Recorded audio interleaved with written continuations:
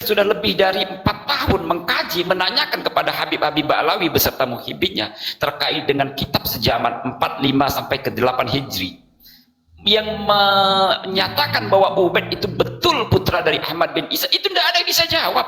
Berarti kan positif, palsu. Yang membela pemalsu nasab termasuk golongan, betul. Ya ada juga yang bukan golongannya sih, tetapi dia jadi muhibin. Ya karena kebodohannya. Makanya begini Bang Andi Rega, orang secerdas apapun, sealim apapun, sesoleh apapun, ketika dia sudah masih mempercayai, apalagi meyakini Ba'alawi sebagai cucu Nabi, lihatlah dia pasti dihinakan orang, dihinakan oleh alam semesta. Kayak contoh tadi itu yang disampaikan yang typing di bawah tadi itu, gimana uas, gimana oh dokter lo itu. Tetapi ketika dia jadi muhibbin dan mempercayai bahwa Ba'alawi itu cucu Nabi, hari ini semua umat, hampir semua umat membuli. Kok sebodoh itu? Habib-habib lagi cosplay, lagi nyamar, lagi jadi lakon, lagi jadi main ludruk, main ketoprak, main drama, memerankan diri seolah-olah cucu Nabi, kok dipercaya sebagai cucu asli. Itu kan sebodoh-bodohnya umat. Nah, maka kembali kepada tema awal kita. Hari ini kita harus betul-betul memastikan diri dan keluarga kita hak atau yang batil, hitam atau putih, baik atau benar. Pastikan itu, tidak boleh abu-abu. Siapapun yang abu-abu itu kita anggap sebagai setan bisu. Apalagi dia sudah tahu kalau Ba'alawi itu cucu Nabi. Secara historis tidak ada kitab sejarahnya, secara genealogis juga tidak, secara kajian ilmu nasab bukan cucu Nabi, masuk dalam kategori nasab yang mardud. Tuh, berapa sih gimana? Tes DNA-nya jauh dari zuriat Nabi yang asli, saudara. Zuriat Nabi yang asli itu haplogrupnya J1 lah. Kalau Habib Ba'alawi itu G, dari mana rumusnya G bisa jadi cucu Nabi? Itu loh. Belum lagi kita bicara dari Naqobah Ansab, di mana Naqobah ini pada abad 3 Hijriah, di zaman Bani Abbasiyah, dinasti Abbasiyah itu didirikan. Tujuan didirikannya Naqobah adalah untuk khusus mencatat zuriyah Rasulullah. Maka kan pertanyaannya kan jelas sekarang, kenapa namanya Naqobah itu tidak ada satupun, baik yang di Basrah, yang di Lebanon, yang di Maroko, tidak ada satupun Naqobah itu yang itu menjadi lembaga yang memiliki otoritas untuk mencatat zuriyah Rasulullah. Tidak ada satu Naqobah itu yang mengisbat nasab Bani Ba'alawi. Berarti Bani Ba'alawi bukanlah cucu Nabi. Karena Naqobah Ansab itu khusus mencatat zuriyah Kanjeng Nabi. Faham saudara? Aja ulang-ulang kita nyampaikan ini. Andi Rega, Babilawi persis Abdullah bin Saba. Saya belum kaji ya Abdullah bin Saba, tetapi lebih identik dengan Bani Fatimiyun Bang Andi Rega. Lebih identik dengan Bani Fatimiyun. Kenapa? Bani Fatimiyah itu dulu sebelum diperangi oleh Panglima Salahuddin Al-Ayyubi, itu karena mereka mengaku-ngaku juga sebagai cucu Nabi. Sama.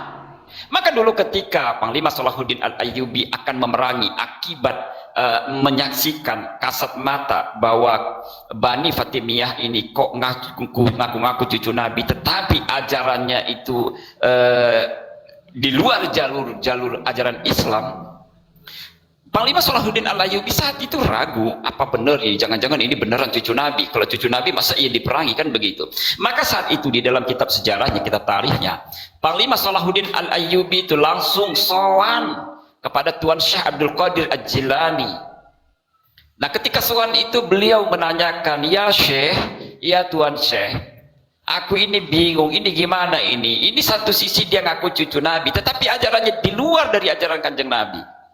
Nah, pada saat itu Tuan Syekh Abdul Qadir Al-Jilani juga nggak serta-merta langsung menjawab.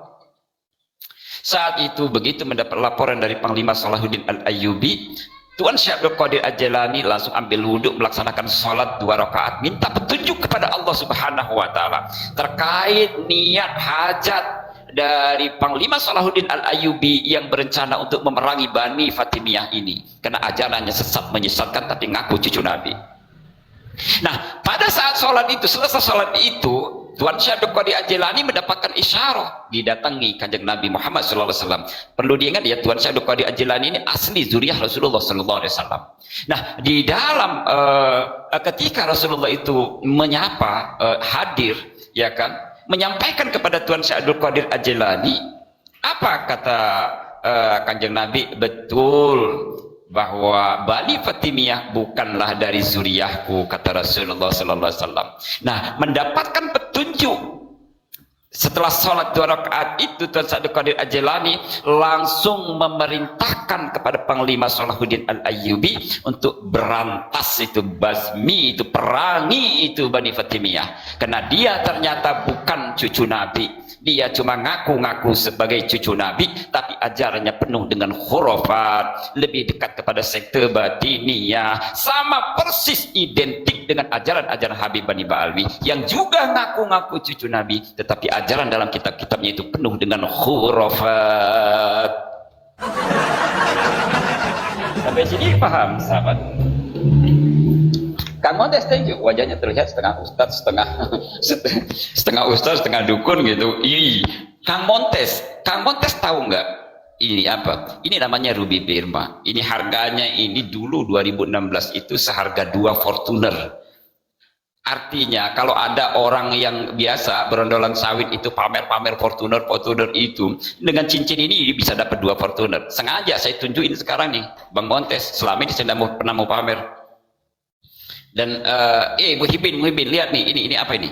Ini batu ini, biar tahu ya, sangkanya kita ini nggak bisa pamer gitu kan Montes.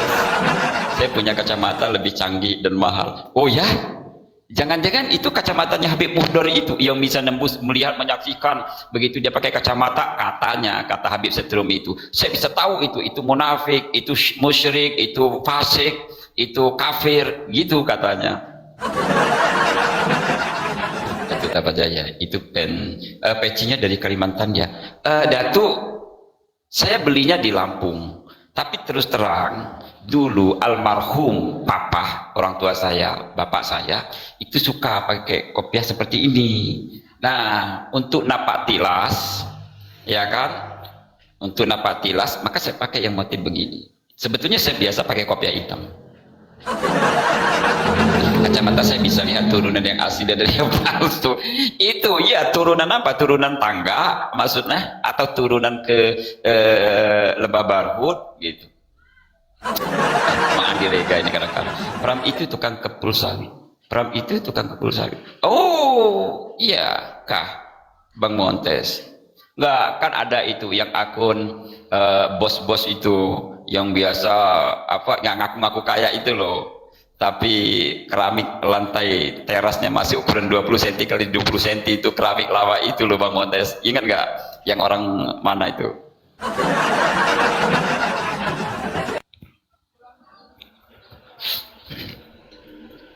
Andika.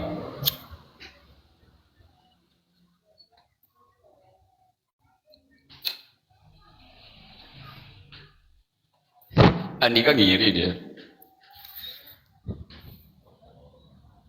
Kemana? Nah jadi gitu Kang Montes. Jadi mohon maaf betul Kang Montes ya, saya ini bukan pamer, ini pakai Ruby Birma, ini bukan pamer pakai apa namanya kalung serpentin ini, bukan ya, tapi saya cuma ingin menunjukkan bahwa kita selama ini nggak pernah pamer-pamer harta kan gitu, tapi ya sekarang wayahnya lah. Oh ya salim ya, oh cium aja. Iya, papa lagi live. Warkudoro, waalaikumsalam warahmatullahi wabarakatuh. Nah, jadi itu ya sahabat-sahabat ya. Artinya hari ini, tolong bantu tap-tap layar ya. Ini room sultan. Jadi tidak perlu kirim gift, nggak perlu pakai apa namanya pause atau topi, tidak usah.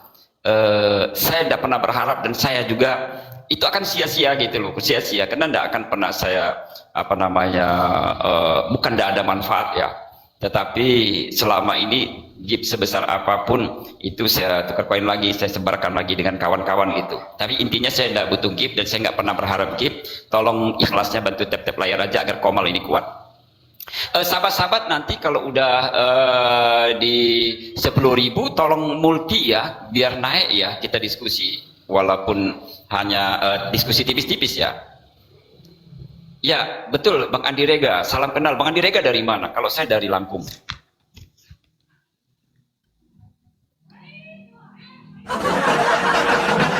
Jadi begitu sahabat-sahabat ya. Kembali ke pokok tema sebelum kita undang kawan-kawan kita, sahabat-sahabat kita, guru-guru kita naik ke Komal ini. Apa sih yang ingin saya sampaikan sore ini?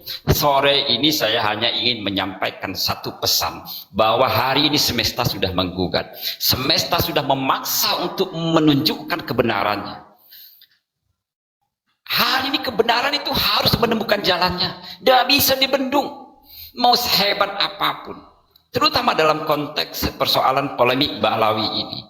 Mau sekelas presiden yang mengisbatnya mengatakan bahwa nasab Ba'alawi itu sahih, tidak ada guna. Saya pastikan itu. Mau seluruh presiden sedunia yang mengisbat nasab Bani Ba'alawi menyatakan sahih nasabnya Bani Ba'alawi itu, seluruh presiden mengeluarkan surat keputusan presiden, mulai dari presiden Amerika ya kan sampai ke presiden manapun mengeluarkan surat keputusan presiden menyatakan nasab Ba'alawi itu sahih, tidak akan bisa mensahihkan nasabnya Bani Ba'alawi. Paham ya? Ismail asisten Roma Irama, Masya Allah.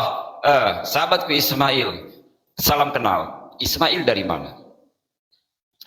Kan begitu. Artinya hari ini kebenaran itu sudah tinggal pun. Tinggal itu.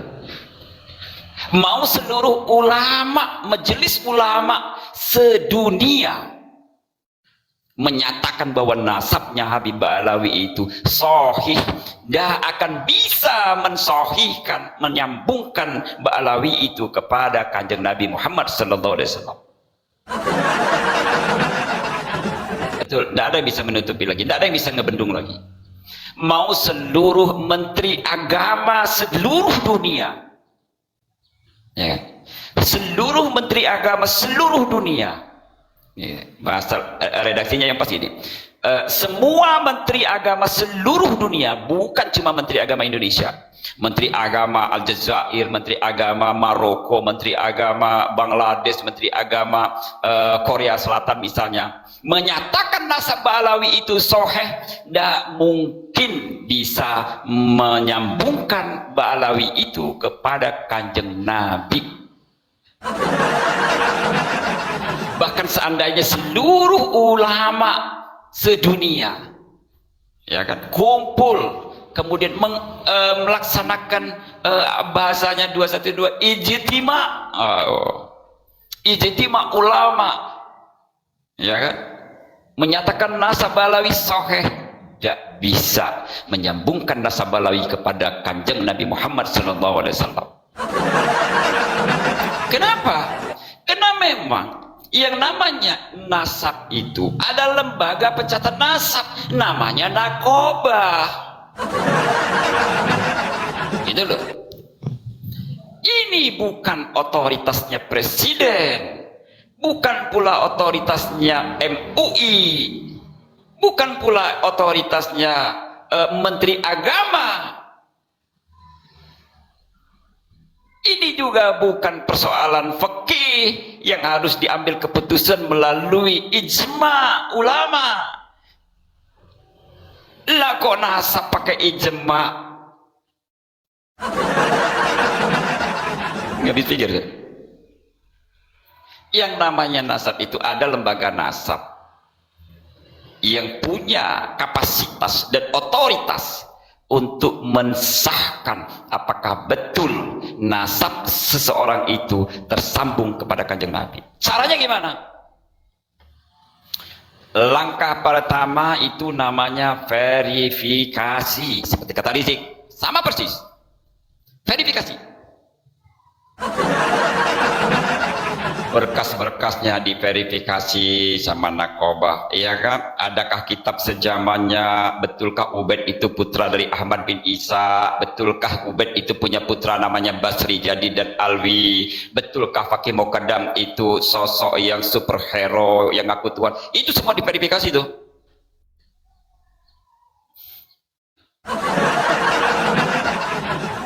Itu semua diverifikasi. Kalau lolos, ini kalau lolos, misalnya, oh ada nih kita sejarahnya secara mutawatir jelas, ya kan?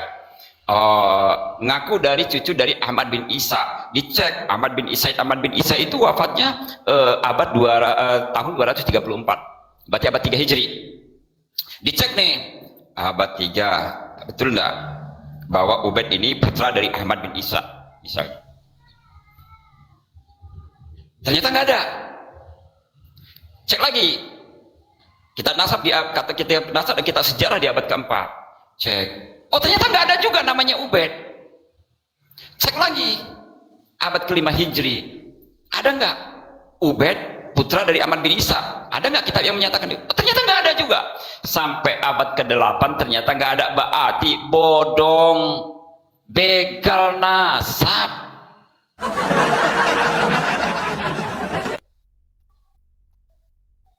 Berarti begal nasab. Siapa begal nasabnya? Ya Habib Abu Bakar alias Syakron yang pertama kali menciptakan kitab yang namanya Burqatul Musikoh. Disitulah dia yang pertama kali menempelkan Ubaid, tokoh yang gak jelas ini, kepada zuriyah yang asli, yaitu Syed Ahmad bin Isa. Nah, dari verifikasinya aja berkasnya gak lolos gitu loh Balawi ini. Gitu loh, dari berkasnya aja nggak lolos. Ibarat orang mau nyalon presiden, verifikasi berkas di KPU aja nggak lolos, cacat kan gitu. Ngaku misalnya Anies ngaku anaknya Baswedan, ya kan? Ternyata bukan anaknya Baswedan. Contoh, saya nggak nyinggung Anies ya. Ngaku Ubaid, pongkol nasabnya Balawi, ngaku anak dari Ahmad bin Isa. Ternyata kitab-kitab sejarah abad 4 sampai ke-8 tidak ada yang menyatakan bahwa Ahmad bin Isa itu putra namanya Ubaid. Berarti kan nggak lolos. Ya siapa yang mau ngisbat? Nakobah mana yang mau mengisbat nasab seseorang yang catatannya aja nggak jelas? Pongkol nasabnya tokoh fiktif namanya Ubaid. Sampurasun, rampes, kulo nun, monggo, sopo, pulo sopo, kulo nun, gitu. Spanyol, iya, separuh nyolong. Kalau Balawi ini bukan separuh nyolong semua. Ubaidnya fiktif, Fakih Muqaddamnya fiktif, Alwinya fiktif. Dicantolkan kepada zuriyah yang asli, namanya Ahmad bin Isa, gitu. Kak Lesap, sopo siro kulo, Kak Lesap. Tanya lagi, kulo sopo, kulo nun, gitu. Saya hobi kalau pakai bahasa Jawa ya, lughah Jawa itu saya paling senang, apalagi yang bahasa halus. Yang bahasa halus itu saya paling suka, bahasa Jawa halus, Sunda halus. Tetapi saya dapat istri orang Banten yang halus, gitu.